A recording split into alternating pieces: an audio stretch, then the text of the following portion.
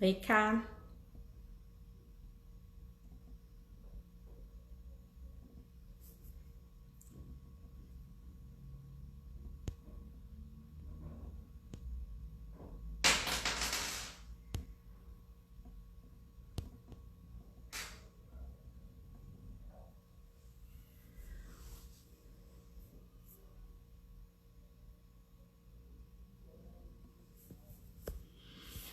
Oiê, para quem está chegando. Oi, Cá, sua linda. Para quem tá chegando, um oizinho.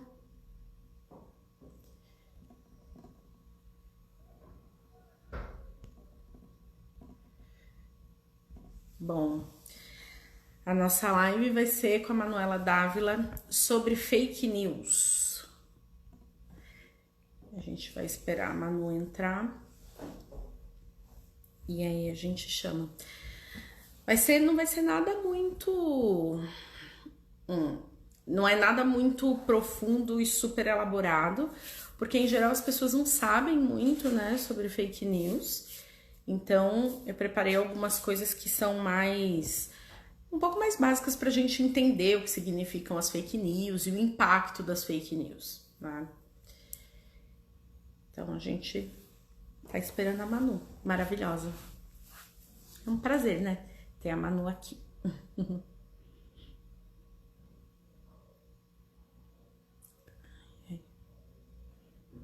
E aí, como é que vocês estão?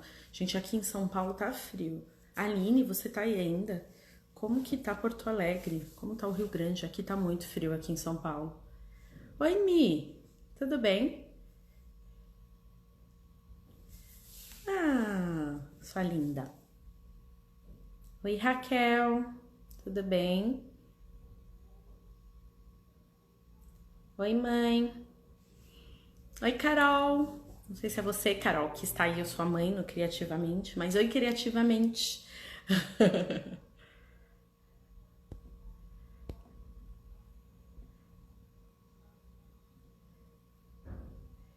Estamos esperando a Manu.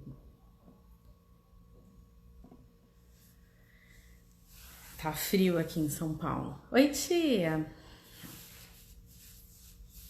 Tá frio. Oiê.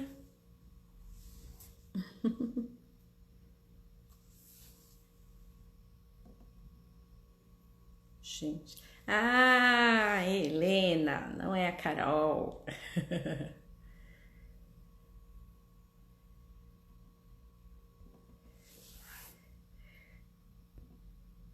Bernardo? A gente tá esperando a Manu. Vocês estão lendo? Ah, deixa eu perguntar, vocês estão me ouvindo bem? E, ixi, eu tirei o comentário? Acho que eu tirei o comentário. Deixa eu fixar de novo. Tinha tirado o comentário.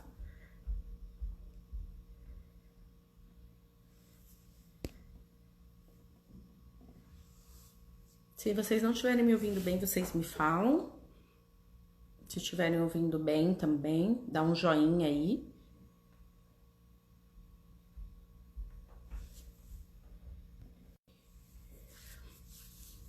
E estamos esperando a Manu. Então tá bom. Tinha tirado, né? Mas agora tá visualizando aqui. Ah, obrigada pelos corações. Ah, Aline, maravilhosa. Achei que você não ia conseguir. Vou chamar a Manu, que a Manu entrou.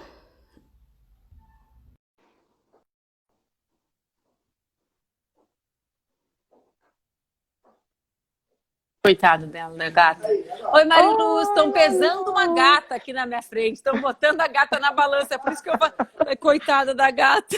Estão tentando descobrir quanto a gata pesa e a gata não quer ser pesada, a gata é das minhas, ela não quer subir na balança. É um desrespeito, a gata é minha, ela não gosta de balança. Tudo bem? Oi, Manu, muito obrigada, Manu. Obrigada a ti. Eu sei que sua agenda é super, super corrida, que você está em pré-campanha, né, para a prefeitura.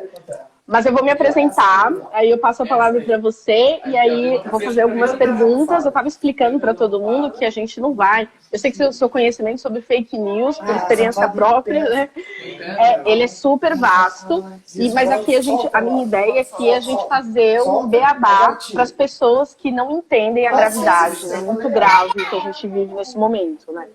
Então é mais um beabá, tá bom? Tá bom, fica tranquila. Eu sou Mariana Luz, sou psicóloga, sou ativista política, sou consultora e palestrante nas temáticas de saúde mental e de diversidade com foco nas questões raciais e de gênero. E é um prazer hoje ter aqui a Manuela Dávila para a gente falar sobre fake news. Manu, se apresenta. Afinal de contas, quem sou eu, né, para te apresentar? Então, por favor. Eu sou Manuela, sou jornalista, sou mestre em políticas públicas. Fui vereadora, deputada federal, deputada estadual e candidata a vice-presidente da República na eleição passada. Sou mãe da Laura, madrasta do Gui, dona, entre aspas, da gata Lala, que está nesse momento sendo objeto desse barulho tonto que vocês escutam na volta. São exatamente Laura, Gui e Lala disputando a balança. Bom... Manu, a primeira coisa que eu decidi fazer algumas lives, eu já fiz com vereadoras, com algumas pessoas envolvidas em política, porque eu odiava política, eu era uma pessoa que detestava política, falava de política para mim, eu dizia que política não se discutia, não queria saber de política. E aí eu entendi em um determinado momento que se a gente não se envolve na política, a gente se torna corresponsável pelos caminhos que o país toma. E aí depois também não adianta a gente reclamar e tirar essa responsabilidade da gente. Não fazia nem sentido. E as fake news entraram na minha vida, Manu, porque em 2018, uma amiga espalhou uma fake news sua, aquela que diziam que você estava com uma camiseta Jesus é travesti. Ela era muito religiosa, essa pessoa, né, que é um contrassenso, mas enfim, ela espalhou uma fake news sua e eu vi que era uma fake news e mandei para ela porque eu achava que era desinformação. E ela me bloqueou e nunca mais falou comigo. E aí eu entendi que o processo com as fake news não é uma questão de desinformação. A gente não pode tratar como uma coisa tão básica. Então, a primeira coisa que eu queria que você falasse um pouco é para as pessoas que nunca ouviram falar sobre fake news, que não entendem o que elas são, qual é a gravidade e os impactos das fake news.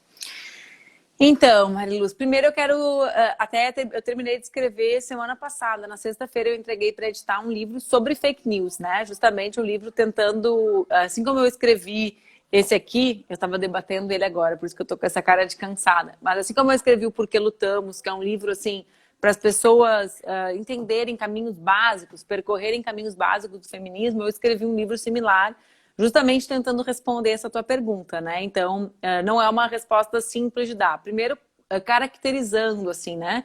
Por que a gente não fala notícia falsa, a gente fala fake news, né? Porque é um conceito que vai além da ideia de uma notícia equivocada, de uma notícia falsa, mas ela pressupõe a ideia de querer ganhar algo com aquela fraude, né? Então, ela é uma notícia fraudada, né? Uma notícia fraudada para beneficiar, sempre com a intenção de beneficiar alguém. É importante a gente falar sobre isso porque não existe só um tipo de fake news, né? Existem vários tipos. Então, existe essa montagem absolutamente falsa, né? Por exemplo, com a minha camiseta, tentando atribuir um conjunto de significados a essa camiseta numa rede estruturada de desinformação construída em torno da minha imagem, com fraudes relacionadas à minha condição de mulher cristã, né? Então, foram um conjunto de notícias. Vocês sabem que eu estou trabalhando para vocês brincarem de pirata aqui do lado. É um momento assim, vamos ver quanto aguenta a minha capacidade de trabalhar na sala desse horário. Mas se tu visse a cena, tinha que ter virado. Tava um de 1,80 m com um tapa-olho e uma espada na mão correndo atrás de quadros. Tava linda a cena. Então, assim, era algo estruturado, né? Que passava por diversos elementos que eles fraudaram para que aquela mensagem daquela fake news tivesse o impacto desejado, né? Então, essa é uma coisa. 2, essas mensagens fraudulentas, fraudadas, elas têm um outro componente por trás delas que a gente fala muito pouco no Brasil, que é ou dois outros componentes que estruturam o impacto delas na sociedade brasileira. Um é justamente o uso de robôs para impulsionar determinados conteúdos, né? Então, não há só o compartilhamento humano, ou seja, como que isso chegou na tua amiga? Pô, um infeliz, tu pode pensar assim, foi coisa de um infeliz, porque é uma trucagem, é uma montagem muito vulgar, todo mundo consegue ver ali a parte que o tom de preto é diferente, Sim. né? Como é que esse infeliz, eu fico aqui fazendo postagens maravilhosas e não consigo alcançar, como é que esse infeliz que alcançou? Porque há um conjunto de tecnologias, de robotização que faz com que robôs compartilhem chegando a pessoas. 2, que é o que a gente chama de mineração de dados, né? Que é a busca, a captura de dados de usuários e a análise desses dados. Então, existe aqui um elemento que é a parte mais importante do sistema da distribuição das fake news, que é a ideia de que a notícia falsa, ela consegue chegar na pessoa certa. É assim, é como se a gente sempre emitisse a mensagem certa para a pessoa certa. Agora eu e tu estamos conversando e a gente está falando a mesma coisa para quem quer nos ouvir, para essa tua amiga, que daqui a repente não quer nos ouvir. Né? É uma única mensagem. As fake news, elas são diversas mensagens para diversos públicos a partir das informações que os dados analisados proporcionam a nosso respeito. Entende? Então, fechado isso, qual é o impacto? O impacto é eleger alguém como Bolsonaro. Né? O impacto é as pessoas acharem que usar máscara afeta a masculinidade delas. O impacto é a hidroxicloroquina. Né? O impacto é as pessoas não vacinarem os seus filhos. Estou falando, o impacto é as pessoas lincharem uma pessoa na rua. Né? Então, eu estou falando de alguns impactos assim genéricos para as pessoas compreenderem do que nós estamos falando. Né? O impacto é as pessoas acreditarem que eu, por exemplo, sou um monstro, né? A partir de um conjunto de mentiras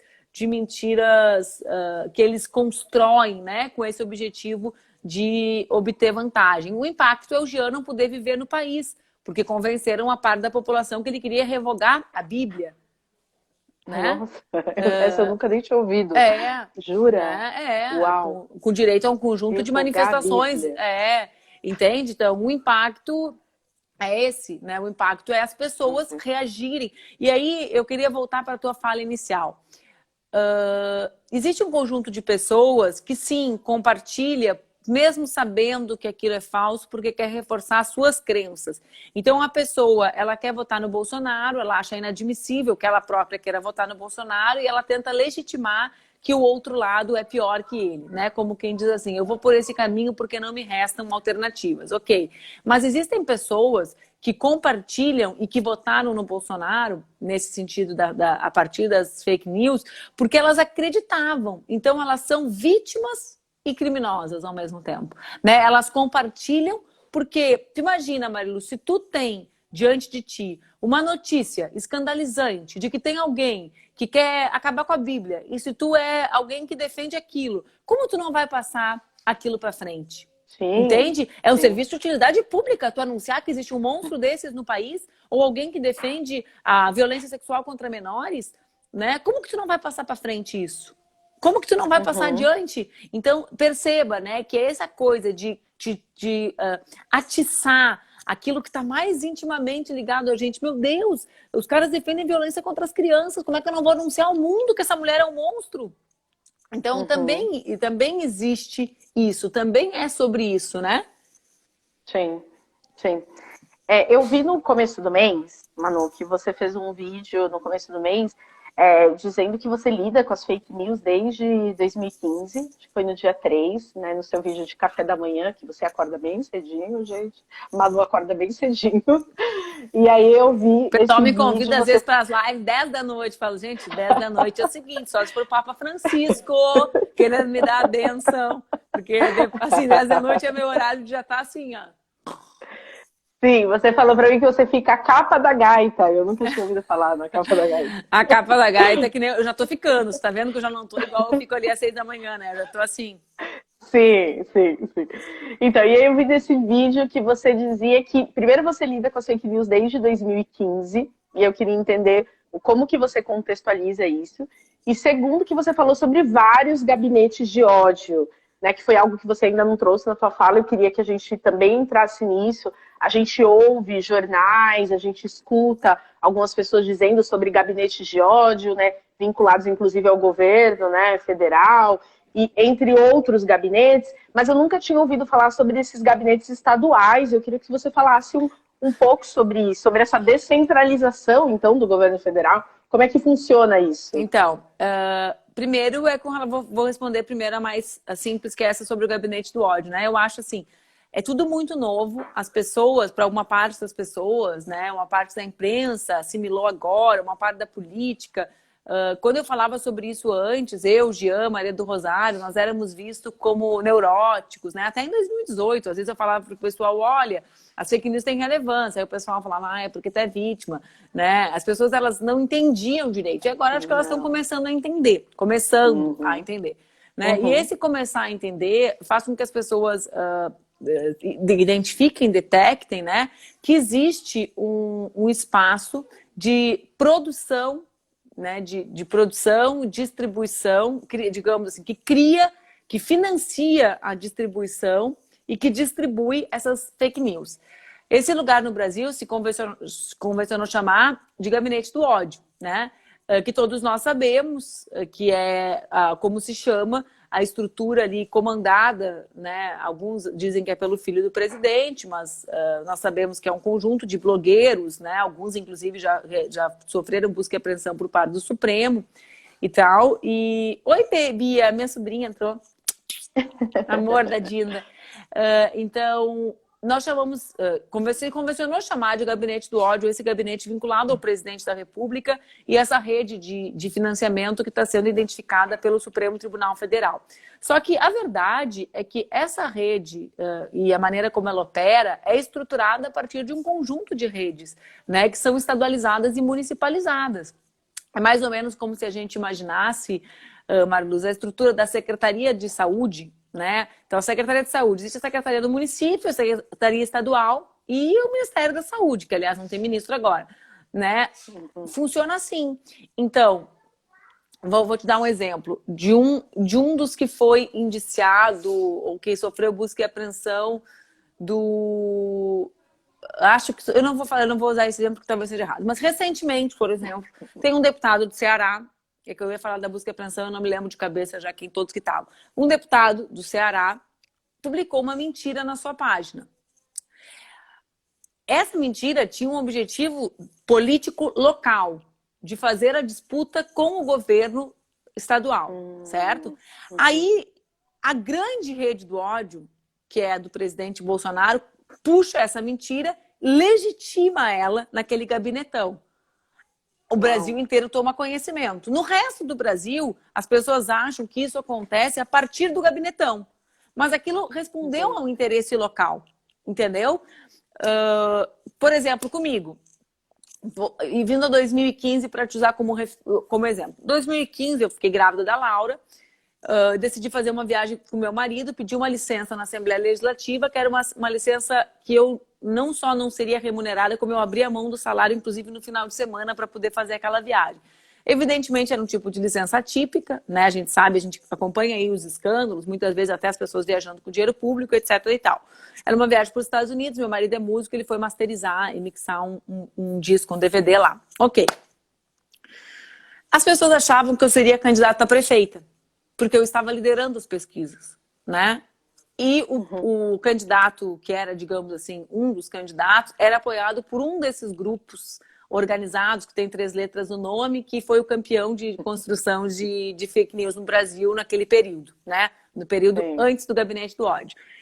Eles criaram um conjunto de fake news localmente sobre mim, dizendo que eu tinha ido para Miami fazer enxoval com dinheiro público. O objetivo, o principal gabinete que distribuiu era vinculado a um vereador da cidade, correto? Tudo opositores meus aqui da política local. Então, eu tinha um perfil que é financiado por um vereador daqui, que é um perfil bastante grande nas redes. Tinha um deputado estadual, então tinha um local e um estadual, que inventaram aquilo. Essa sigla de 3 letrinhas, que é um movimento aí que ganhou bastante ascensão no impeachment da presidente Dilma, comprou aquela pauta deles. Tu entende? Então, assim, é uma estrutura que vai a partir da soma de reputações variadas, algumas pautas locais, legitimando agendas nacionais. Isso a gente percebe também na forma, no método como eles constroem. Não é o que tu perguntou, mas eu queria ir para isso, que é o quê? Essa semana, por exemplo, o presidente fez uma postagem parabenizando que a ministra Damares tinha feito uma lei para aumentar a pena nos casos de pedofilia.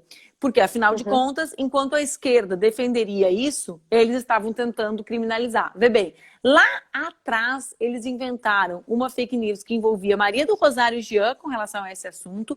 Mais recentemente, uma que envolvia o deputado Orlando Silva e a mim sobre esse assunto. E agora eles vendem a solução. Tu entende? Então, eles criam a mentira. É muito articulado. Claro. A galera fica não entendendo. Eles criam a mentira para se vender como solução para aquele problema que é falso.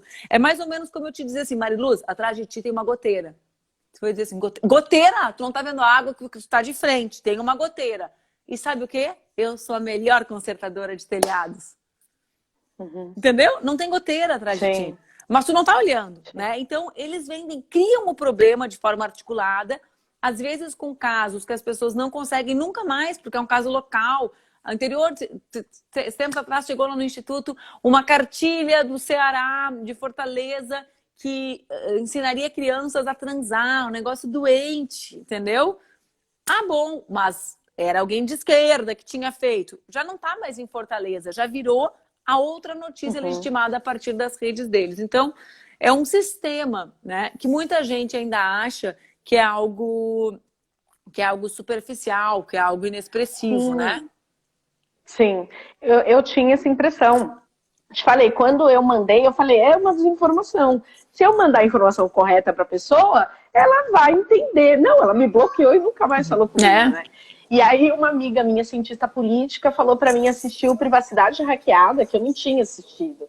Gente, eu fiquei em choque quando eu assisti, Manu, Privacidade Hackeada. Eu falei, eu não fazia dimensão de que, assim, a gente elegeu quem a gente elegeu por conta de fake news. Eu comecei a falar, não, gente, eu acho que as eleições foram uma fraude. Eu não sei o que você pensa de quem apoia, que essa é a minha próxima pergunta, de quem apoia um pouco essa ideia sobre... Eu já escutei várias pessoas dizendo, né?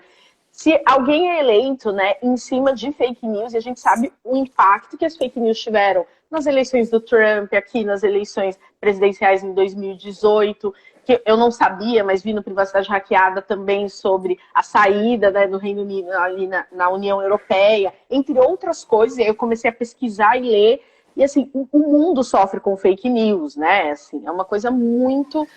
absurdo que vem acontecendo na sociedade, né? E como que a privacidade de dados se torna algo muito importante. E o Brasil não tinha lei de proteção de dados, né? Eu ia te perguntar da PL. Desculpa, então, essa é uma coisa que explica muita coisa também. As pessoas assim, por que aqui?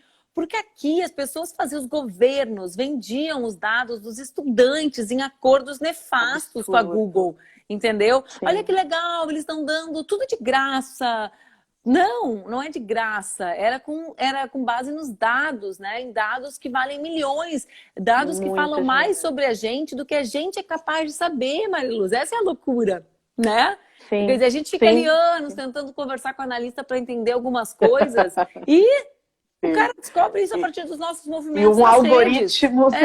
Que vai te sacando, que um dia ali tu olhou um negócio de... não sei o que, de cabelo, no outro dia de perda de peso, olha aqui, ou então no outro dia buscando dinheiro emprestado, tá nervoso, outro dia coisa para criança, no outro dia tu viu um negócio de mais moral, enfim, vai trazendo, vai montando um quebra-cabeça de quem tu é, né? Que às vezes com elementos que nem tu percebe. Sim. Então, eu queria que você me falasse, antes de entrar na PL, depois a gente vai falar da PL, mas antes de falar da PL, eu queria que você falasse um pouco se você acredita que a gente pode dizer que as eleições, esse processo democrático de 2018, ele não foi tão democrático por conta das fake news, porque, inclusive, as fake news deveriam, né, ser crime. Não sei se já são, você pode dizer sobre isso, mas se você considera uma fraude por conta disso, ou você acha que é um exagero dizer sobre isso, queria que você me falasse um pouco isso. Independente da questão política, né, relacionada a ser uma fraude ou não, o que nós apontamos é que há irregularidade na prestação de contas, porque o dinheiro que pagou essa baixaria não foi declarado. Então, por que essas investigações são tão importantes? Porque não esqueçam, façamos de conta que não foi compartilhado nenhuma mentira. Façamos de conta que o presidente não colocou no programa de TV dele coisas manipuladas a meu respeito, né? Façamos de conta. Sim. Se teve dinheiro sujo como teve para financiar essa rede de desinformação, é preciso apurar, porque isso é o que também fraudou, digamos assim, o resultado que nós tivemos, né? Aí tu me perguntou outra coisa depois? Foi isso, né? Primeiro não, foi isso, né? eu quero entrar na PL, isso, porque a gente falou sobre o Brasil não ter lei sobre privacidade, a gente tem aí a PL 2630 desse ano, né, Manu? Que está pautando várias questões, né, sobre as fake news, para a gente também legislar sobre privacidade de dados. Eu vi que ela tinha passado, ela passou pelo Senado e estava indo para a Câmara, não sei se, acho que ainda não passou pela Câmara, estava sob consulta popular também, eu vi. Eu queria que você falasse um pouco sobre a PL, o que a PL pode trazer no combate às fake news, abrir o computador que a gente ganha.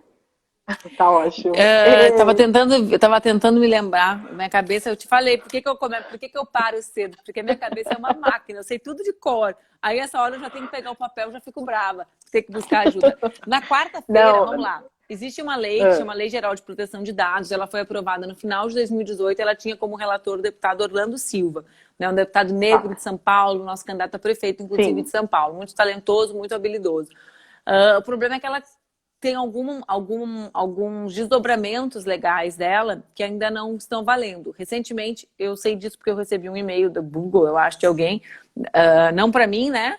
Um e-mail, assim, geral, ali para todos os usuários, dizendo que a lei deve entrar em vigor, alguns aspectos dela, em 19 de agosto, né? Então,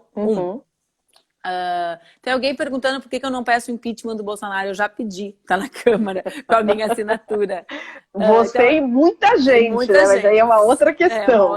Mas vamos lá. Que a pessoa já perguntou umas 7 vezes. Então, uma coisa é a Lei Geral de Proteção de Dados. A outra coisa é o seguinte...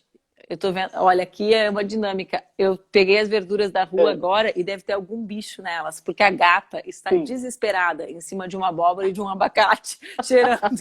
Isso aí não é a abóbora, isso aí é algum bichinho que ela tá ali assim. Eu vou, não posso nem fotografar porque o celular tá contigo, mas estava uma obra de arte lá tentando caçar, flutuando. Mas enfim, outro assunto é o PL das fake news. Nesse ano, vários parlamentares foram vítimas de notícias fraudulentas, alguns perceberam, né, o que significa, então começou, digamos assim, movidos quase todos pelo interesse legítimo de tentar ajudar o povo, vários projetos de lei relacionados ao tema das fake news. A maior parte, Mariluz, movidos por aquilo que a gente chama assim, de senso comum, ou seja, pessoas que veem o problema e tentam resolver o problema a partir da lógica de quem não compreende a profundidade, né? Ou as consequências de determinadas soluções. Né? Então, vamos supor, vou te dar um exemplo. Se eu te digo assim, a maior parte das mulheres são vítimas de violência dentro de casa. Tu não me sugeriria assim, vamos filmar a casa de todo mundo? Bom, uma pessoa poderia pensar, se todo mundo apanha dentro de casa, por que a gente não filma a casa de todo mundo? Vai ter prova. Bom, mas e as outras coisas importantes na minha vida, a minha privacidade, a minha intimidade, a ideia de que eu sou livre dentro da minha casa, que os outros não estão me vigiando, e eu poder sentar e mexer na cabeça, e eu poder andar pelada, qualquer que seja coisa que tu quer fazer na tua casa que não tem a ver com os outros. A gente abre mão disso por essa saída de senso comum fácil? Não, a gente não abre. Então, as saídas propostas, elas eram saídas assim, que tu olhava e podia dizer, legal, a partir do senso comum, não a partir do que o problema representa de fato.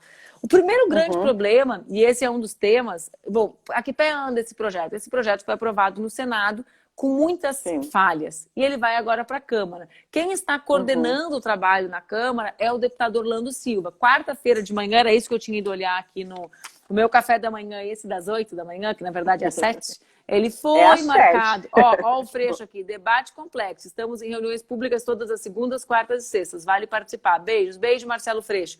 Mas vamos lá, na quarta, às 8 da manhã, eu vou conversar com o Orlando justamente sobre isso, sobre em que pé anda ao projeto. O que eu acho que a gente tem que entender? O primeiro ponto mais complexo de todos. Tudo que a gente vai propor na lei é sobre fake news. E o que é fake news? Como identificar o que é uma notícia fraudada ou o que é uma opinião de alguém? Como não cair no problema de censurar alguém que emite uma opinião a partir da ideia de que aquela opinião é uma fraude? Por exemplo, eu e o Guedes temos opiniões diferentes sobre reforma da Previdência, sobre déficit na Previdência. Qual informação é a verdadeira e qual é falsa? Qual a que teria mais probabilidade de ser censurada? Bom, isso é uma fake news ou isso é uma divergência de opinião? Correto? Uma fake news do tipo que nós chamamos manipulada. Algo que a gente disse, tirado do contexto, dando a entender outra coisa. Como caracterizar? Eu digo aqui agora... eu te amo e isso vira num outro lugar uma declaração como se nós duas fôssemos um casal. É um exemplo hipotético, patético, para vocês entenderem o que eu estou falando. Eu te disse isso mesmo. Não é uma mentira que eu disse. Mas tira do contexto e coloca numa outra coisa que pode representar Bom, olha ali, ela tem uma relação extraconjugal, enfim, qualquer coisa. Então, as linhas são muito tênues. É preciso entender que, em primeiro lugar, se fosse fácil, o mundo já tinha resolvido. O mundo não resolveu porque é um tema altamente complexo. Né? Então, esse é um tema, né? Assim, como caracterizar? 2, como garantir que a gente consiga incidir sobre quem produz o problema em escala? Quem produz o problema em escala? Quem financia e quem distribui, né? De maneira organizada. Então, esse é o nosso objeto ou é pegar o cidadão que muitas vezes compartilha sendo vítima, que é isso que eu te falei antes. A Dona Maria que compartilha e que acha que é verdade. Tu entende? Então, como conseguir definir essa linha tênue que existe entre alguém, desse usuário, né?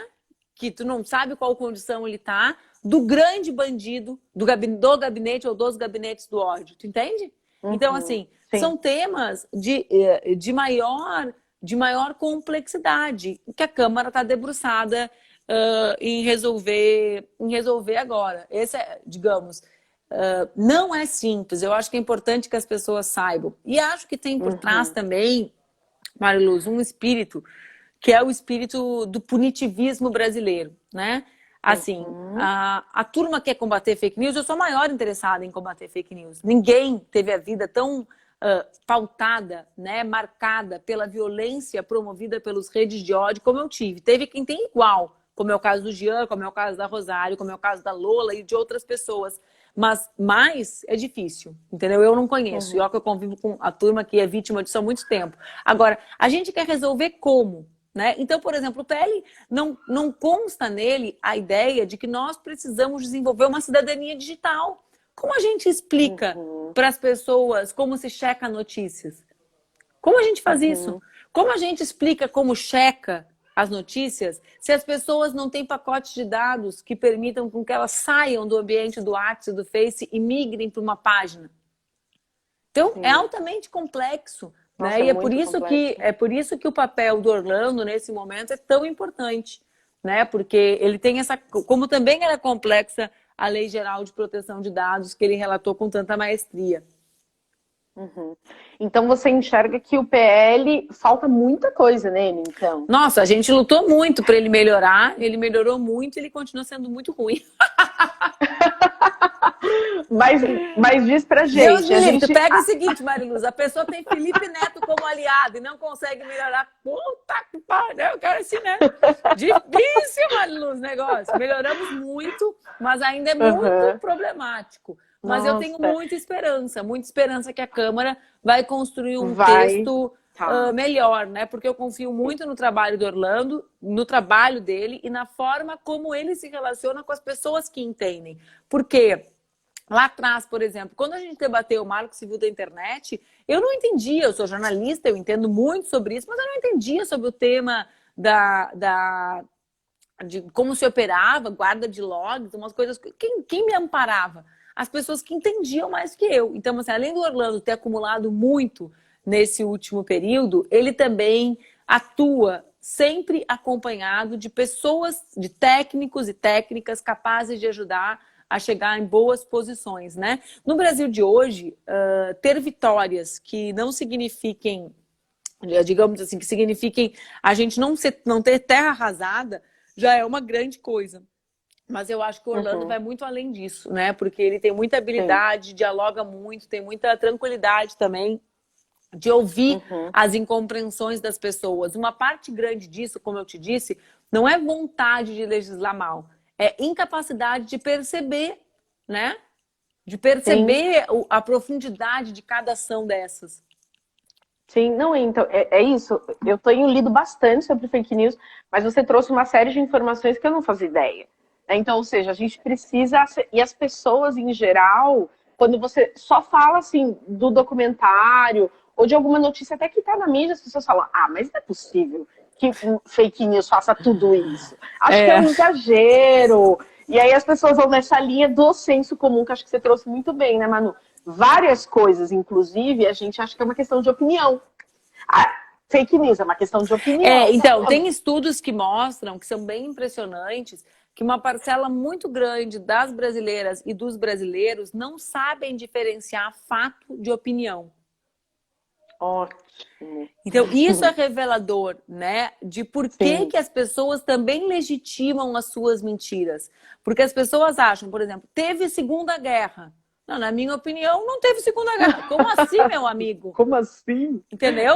Existe, sabe? Então as pessoas acham que a gente debater, por exemplo, essa parede é bonita ou não é. Bom, é uma opinião, mas eu dizer que não tem parede, né? Então as pessoas não sabem diferenciar o que é um fato do que é uma opinião, né? E os dados são bem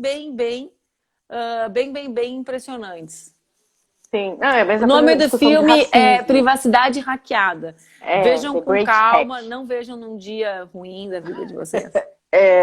O meu marido briga comigo que ele diz que eu tenho que ver inteiro. Eu não falo, não vou ver inteiro, é sobre a minha vida. Ninguém precisa me mostrar filme de como funciona. Ele saiu apavorado. Nossa, eu falei, eu tô tentando falar pra vocês isso há uns anos já, ninguém me escuta. Com certeza. Manu, eu queria só, assim, como a gente já tá tipo do meinho pro fim, eu tenho duas perguntas sobre mulheres na política que eu não posso deixar de fazer por causa do meu ativismo. Eu tenho que aproveitar você aqui. Eu prometi que ia ficar só nas fake news, mas não vou conseguir. vou ter que fazer essas duas perguntas. Uma tá ligada um pouco. Eu queria saber se você acredita que as fake news, elas dificultem com que as mulheres queiram acessar esses espaços políticos. Se você acha que fake news é um tipo de violência baseada no gênero. Se você acredita que as fake news, por exemplo, que você é uma pessoa que sofre muito com as fake news, se você colocaria nesse nível de uma violência por você ser mulher, né? Eu acho que a Dilma, por exemplo, alguém que sofreu muito no processo do impeachment, eu sempre faço a comparação, eu sei que foram processos diferentes, né? O que aconteceu com o Collor e o que aconteceu com a Dilma, né? Porque o Collor renunciou, enfim, e a Dilma sofreu mesmo o processo, né? Ficou até o fim, mas a gente nunca viu um adesivo de perna aberta do Collor, a gente nunca viu as pessoas apelando para o lado de uma moralidade, entre aspas, né? Ou é burra, ou é vagabunda. O Collor nunca foi chamado disso. Até hoje, inclusive, não é. Né? E com a Dilma a gente viu coisas assim surreais. Então eu queria que você falasse um pouco desse contexto das fake news e do ser mulher, da política, o quanto isso pode influenciar no processo das mulheres acessarem os espaços. Meu livro novo fala muito sobre isso, né? Que é como Dando spoiler do seu livro novo. Ele tem uma parte grande sobre isso. Na verdade, assim, a violência política, vou responder ao inverso. Sim, as fake news, elas se estruturam a partir de preconceitos, né? Por isso que o meu instituto, o que eu faço parte, o Instituto Se Fosse Você, ele trabalha com combate às fake news e redes de ódio. A gente nunca fala só em fake news, né? A gente sempre imagina que essas notícias fraudulentas, elas encontram legitimidade em preconceitos e elas trabalham com o reforço desses preconceitos, transformando em intolerância e ódio, né? Então, eu acho que mulheres... eu raciocínio. Eu acho que mulheres não deviam ter saído de casa, ou eu acho que as mulheres estão muito na rua, e eu crio uma fake news mostrando uma mulher perversa, e tem até, inclusive, os tipos de... Tem trabalhos que quantificam isso, né? Os perfis construídos pelas mulheres. Beijo, Lídice. Lídice é a nossa relatora da CPMI das fake news. E tá aqui ela. E aí, a partir disso, então, eu construo um comportamento nessa mulher que legitima uma determinada punição, né? Então, sim, o estopim, o início, né, desse momento que o Brasil vive é o processo conduzido contra a presidente Dilma, e é impossível falar sobre o momento atual sem falar do passado, porque ali é o espaço de legitimação da misoginia como instrumento de luta política, né? Então, assim, ali é a virada, né?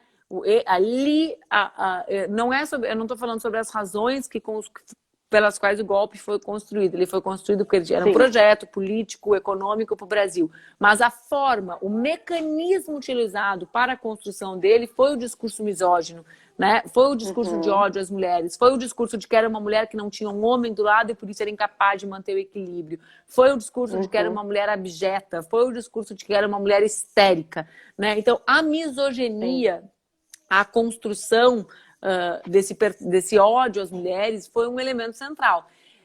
Sim, ele afasta as mulheres, né? Porque realmente é muito difícil ser uma mulher de visibilidade na política. Basta ver que eu não concorri às eleições presidenciais na cabeça de chapa e fui muito mais objeto de violência e ódio do que o Haddad, né? Mesmo sendo a vice e não a cabeça de chapa, né? Porque, e mesmo ele, né, sendo do PT, né? E você então, por quê? Se perguntem por quê, né? Então, sim, é muito violento, mas também eu acho que foi esse processo de ódio tão manifesto, tão expresso, tão público com relação às mulheres, que fez com que as mulheres se levantassem com maior intensidade e vissem, é sobre mim, é sobre o meu corpo. Essa violência não é sobre ela. Essa violência é sobre o que todas nós passamos no nosso trabalho, na nossa rotina dentro de casa. E não por nada, concomitantemente, ao maior momento de misoginia e ódio, violência política contra nós, há o maior movimento e mais pujante movimento de mulheres da história do nosso país. Sim, sim. Não eu tenho na minha linha, Manu, eu atendo numa linha de psicologia, eu sou psicóloga clínica, que chama Fenomenologia Existencial.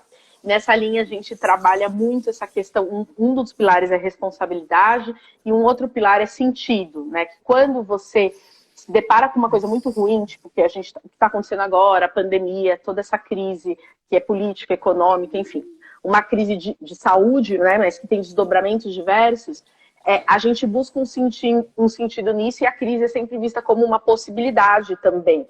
Né? Claro que é muito duro saber que muitas pessoas morreram e vão morrer ainda, que vão perder tudo, que o Brasil vai ficar numa situação, o mundo vai, mas o Brasil, até pelas escolhas políticas, né, que a gente fez, vai ficar numa situação muito complicada, mas ainda assim é uma possibilidade. E quando você traz sobre as mulheres estarem se organizando cada vez mais, né, a gente tem várias candidatas à pré-prefeitura, né, no Brasil.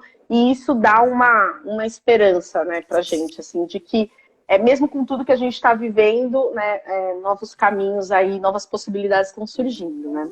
Sabe que eu estava falando, e aqui embaixo alguém falou assim, a fulana que foi atacada. Essa é uma grande discussão. Né? Nós mulheres, quando ocupamos o espaço público, nós também podemos ser alvos de críticas, né? Das nossas opiniões, daquilo que a gente manifesta. Então, assim, eu gostaria muito de ter sido criticada pelos meus 15 anos de mandato parlamentar. O problema é que eles não conseguem elencar nenhuma crítica à minha condição parlamentar. E, portanto, nós não estamos falando que nós somos incriticáveis. Né? Alguém trouxe aqui o exemplo da Regina Duarte. A Regina Duarte defendeu a ditadura. Qualquer pessoa, mulher ou homem, negro ou branco, gay ou heterossexual, que defender a ditadura tem que ser frontalmente atacado, enfrentado, porque nós não podemos tolerar que alguém defenda a tortura e a barbárie. Sendo mulher ou homem, quem quer que seja. Né? Nós, mulheres, no feminismo, não defendemos a imunidade à crítica. Nós queremos que a crítica seja política. Ninguém poderia atacar Regina Duarte pelo cabelo, pela pele, pela barriga, né? Ou por quem com quem mantém ou não mantém relação sexual. Queremos que ela seja enfrentada pelo que ela defendeu. né? E ela defendeu a ditadura militar. Então, é importante que as pessoas percebam isso, porque há algumas pessoas que acham que a sororidade, que a empatia deve imunizar as mulheres da crítica ou incapacitar a nossa crítica a outras mulheres. Não tem nada disso.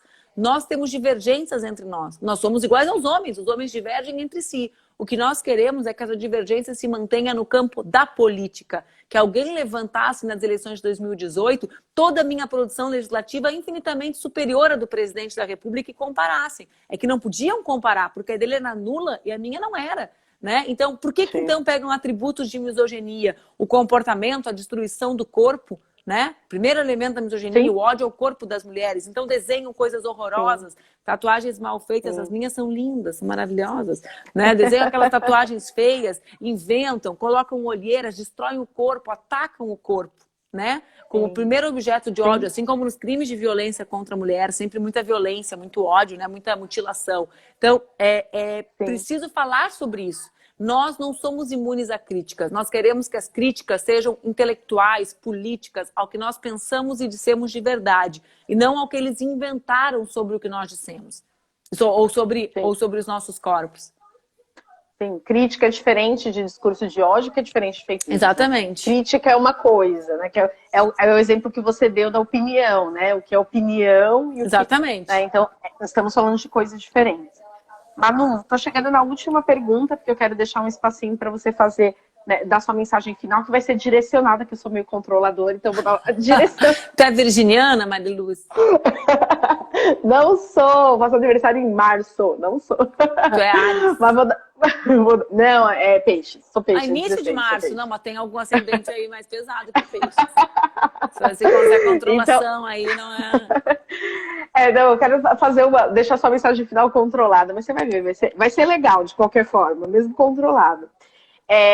Eu soube, né, não faz muito tempo, né, que no Senado Federal só teve banheiro feminino no plenário. 2016. O que é surreal, né? Toda vez que a gente fala isso, as pessoas falam, não acredito. Mas por quê? E aonde que as mulheres iam no banheiro? Na verdade, é porque não era para elas estarem lá, né?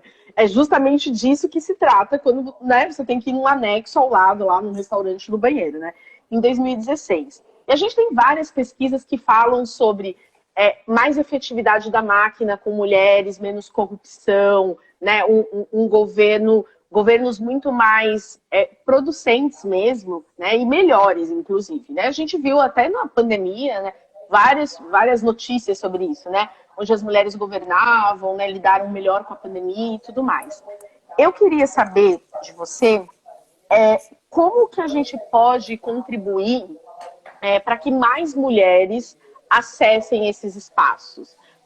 Porque como eu te disse, né? Eu odiava a política. E aí eu entendi, primeiro, que a política ela é um instrumento muito importante, né? Não só de manutenção da democracia, mas que ela é um instrumento de transformação, né? E eu sou ativista, então não fazia sentido nenhum eu odiar a política. Porque sendo ativista, eu busco a transformação social. Então como que eu ia odiar? E obviamente faço política por conta disso, né? Então eu queria que você falasse um pouco sobre isso, assim. Como que a gente pode contribuir para que as mulheres, para que as pessoas em geral que não sintam que tem essa vocação, que servem para a política, né, que passem a gostar, apreciar, se interessar e a se envolver principalmente, porque é uma corresponsabilidade nossa.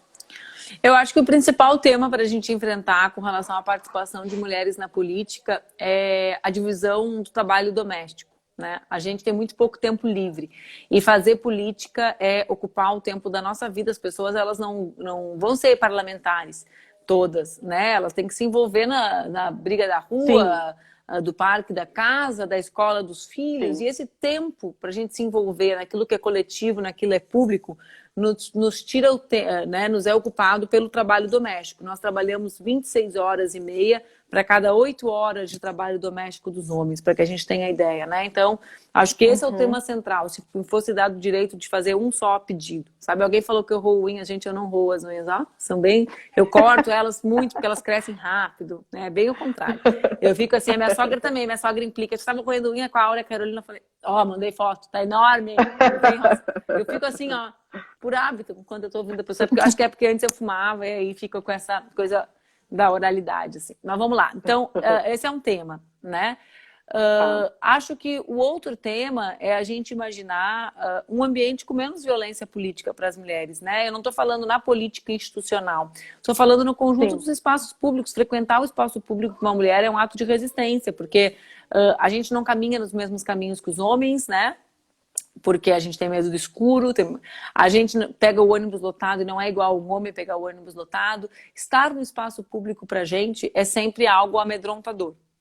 A gente não fala no espaço público igual os homens, porque nós não temos orgulho, não aprendemos a amar os nossos corpos e as nossas ideias, ao contrário, né? Então, eu acho que ter um mundo com menos violência, né, simbólica e política, para além da violência física, óbvio, né? Mas um mundo de menos violência é importante. Tá bom. E eu queria falar, assim, da sua mensagem final. A gente tá chegando no final, eu podia ficar mais 2 horas falando com você. Adorei conversar contigo. Você é uma fofa. Eu nem sei, então, eu não imagino como pessoas podem espalhar fake news de uma pessoa tão fofa e agradável como você. As pessoas precisavam te ouvir falando mais. As pessoas que acreditam em fake news sobre você tinham que ir nas tuas lives, na tua página, que amor, nos obrigada. teus vídeos, e ver como você é muito fofa. Mesmo que as pessoas não te apoiem politicamente, né? Como você disse, que a discussão fique nesse âmbito, porque eu fiquei muito surpresa de falar com você pelo WhatsApp, do jeito que você é fofa, que você se aproxima. Nossa, amor, me deu, obrigada. Assim, me deu dor no coração, Manu, que as pessoas espalham o que espalham de você, mas enfim, né? A gente vai vencer o ódio, eu tenho certeza disso. Bom, Manu, eu queria te agradecer super pelo seu tempo, pela sua disponibilidade. Espero mesmo que você seja eleita prefeita de Porto Alegre. Deus te Gente ouça. de Porto Alegre, votem na Manuela maravilhosa. Né? Você é maravilhosa, Manu. Que amor, que obrigada. Pena que a gente... De nada, que pena que a gente não tem você na vice-presidência nesse momento. Mas a gente espera ter você na presidência. Logo mais. Olha, a mensagem final que eu disse que era direcionada é o seguinte. Em 2018, né, com as eleições, o Haddad teve um pouco mais de 47 milhões de votos.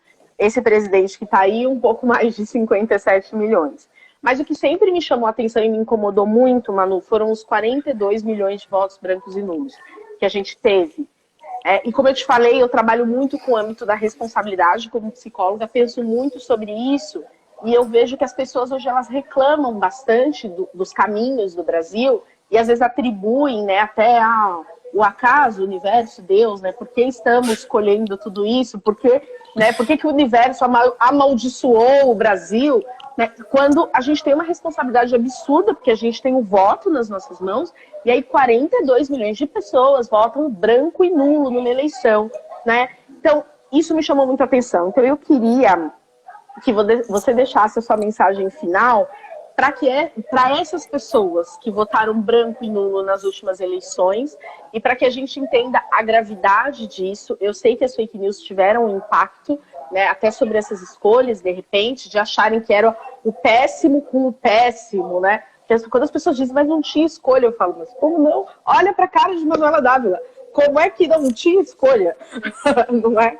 Então, e aí eu queria que você deixasse uma mensagem para essas pessoas, né? Para que a gente nunca mais, como país, a gente possa construir um senso de coletividade, que nunca mais numa eleição a gente possa ter mais de 40 milhões de votos brancos e nulos, Manu. Sabe, Maria Luz, eu muitos anos da minha vida, né, eu fui vereadora, fui deputada federal e durante muito tempo eu fazia palestras em escola. Eu era a única deputada jovem, né? Agora tá assim, tem bem mais jovens na política, mas quando eu me elegi com 22 anos, 23 anos aqui em Porto Alegre, nossa, até hoje não teve nenhum mais jovem que eu, então eu ia nas escolas falar sobre política com a galera, tentando estimular a participação da juventude, né? Falar sobre participação política, tentando conscientizar as pessoas sobre isso.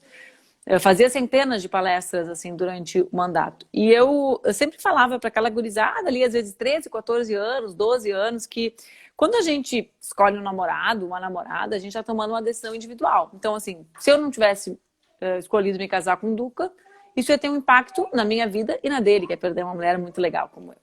Né? Mas eu também ia perder um grande marido. Mas não ia ter um impacto na vida de ninguém mais, certo? Não ia mudar a história do planeta. Sim. Eu e o Duca não termos nos encontrado. Né? Ia ser muito triste pra mim, que gosto dele, que tenho uma Laura que amo com ele, que sou um abraço do Gui, ok, mas não ia mudar nada. para além de nós dois, né? Para além dessa dramaticidade na nossa vida. Quando a gente escolhe um político, ao contrário, ou quando a gente não escolhe, impacta na vida de todas as pessoas, né? Então, a eleição do presidente da República, ela impacta na minha vida, que tenho casa, comida, e eu não estou falando de mim, Manuela, na vida real, que impacta bem mais, né? Na minha vida, que tenho casa, comida e escola para meus filhos, mas ela impacta na vida das pessoas que não têm comida na mesa, né? Sim. Então, não é uma decisão de baixa intensidade, ela é uma decisão de alta intensidade. E se desresponsabilizar não resolve, porque ninguém escolhe o namorado para ti, e escolhem o presidente para ti. Né? Ninguém escolhe, tu não vai assim, não, tu vai ser, claro, não tô falando, existe isso, tá? Mas tô querendo dizer assim, via de regra, as pessoas livres, bom, ninguém ia chegar com um Duca pra mim, né? Vocês que lutem pra morar de marido, não é? Vocês que lutem. Pois é. Né? Não muda nada. As pessoas não iam. E o presidente não. Quer dizer, então é um tipo de desresponsabilização com grande impacto na tua vida.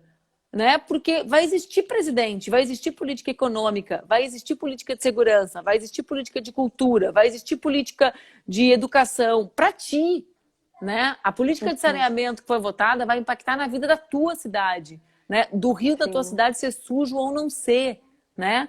De ter é sobre isso que a gente está falando, das crianças serem mais doentes ou não. Então, na verdade para mim de todas digamos, os abrir mão é aquele mais estúpido, porque tu tá abrindo mão de algo que incide sobre a tua vida, né? Então, mesmo egoisticamente, mesmo sem senso de coletividade, né? Porque espero que as pessoas ajam pelo senso de coletividade, mas mesmo egoisticamente é estúpido, porque vai incidir sobre a tua vida. Então, na verdade, não é que a pessoa está se desresponsabilizando sobre o Brasil. O buraco é mais embaixo, ela está se desresponsabilizando sobre ela mesma, sobre a vida dela mesma, né? Porque ela não vive flutuando, né? Ela vive num país, né? Numa cidade, num estado. Então, né? Mesmo para serem egoístas, né? Ajam querendo ser donos da vida de vocês. Eu sempre falo para as pessoas, eu não me lembro de gostar de ser criança porque eu sempre quis ser dona da minha vida, desde que eu me lembro de mim mesma. Eu ia no supermercado com a minha mãe, pegava o encarte do supermercado e pensava assim, um dia ninguém vai escolher o que eu como. Um dia, eu ficava, sabe aquele papelzinho do supermercado? Eu adorava fazer marcas e listas, fazer a lista do meu supermercado quando eu mandasse na minha geladeira, né? E eu fico impressionada como as pessoas assimilam a ideia de que os outros escolhem por elas, né? Então, como assim eu não gosto de política? Ok, amor, então compra o pão mais caro por causa da política do trigo, né? E diz que tu não gosta de política. Ah, eu não gosto de política. Ok, então agora trabalha sem carteira assinada, sem 13º e sem férias, porque essa é a política da reforma trabalhista, né? Então, eu acho que as pessoas precisam entender como essa abrir mão da própria vida, né? E eu valorizo muito a vida, né? Para mim é algo assim, eu sempre pensei que eu queria muito, muito, muito ser uma pessoa dona da minha própria vida, né? Então, em nenhum aspecto eu vou deixar de lutar para viver num mundo, né, que me faça feliz. A minha felicidade é coletiva, né? Eu não consigo viver num mundo em que eu esteja feliz com outras mulheres sendo vítimas de violência, que eu esteja feliz com outras pessoas passando fome, mas ok, né? Acho que as pessoas precisam descobrir o que é importante para elas e lutar para fazer valer. Lutar com democracia, lutar com respeito, lutar aceitando que nós somos diferentes uns dos outros, mas nossa, esse é o papo moderno mais patético de todos, né? Venham, gente, descubram o que motiva vocês, o que vocês querem e se engajem. Se engajar, às vezes, é participar de uma campanha, né? Se engajar, às vezes, é ser candidato. Se engajar, às vezes, é no seu ambiente de trabalho, não permitir que uma mulher negra seja tratada de forma diferente do que uma mulher branca, é tratada. Mas viver a vida sem acreditar e sem ter paixão pela própria vida para mim, é algo assim, né, muito Locke, sabe? Sim. Eu espero que a gente tenha aprendido, né, Manu? Depois de 2018 e agora com a pandemia e tudo que a gente vai colher, infelizmente, de frutos, né, das nossas escolhas, eu espero que a gente aprenda e que a gente comece a se tornar cada vez mais Nossa, o responsável Duca por tá nós aqui. mesmos Você não tinha saído. pelo país. Por que você tá rindo? Meu marido Manu desceu, eu não sabia maravilhosa, nem eu que tenho ele que tava aqui. acabar. Um Eu tenho que beijo. acabar porque falta 15 segundos pra gente cair. Muito, muito, muito obrigada. Foi Beijo, incrível, beijo, viu, beijo, Manu? beijo. Fica com Um Deus. grande beijo. Tchau, tchau.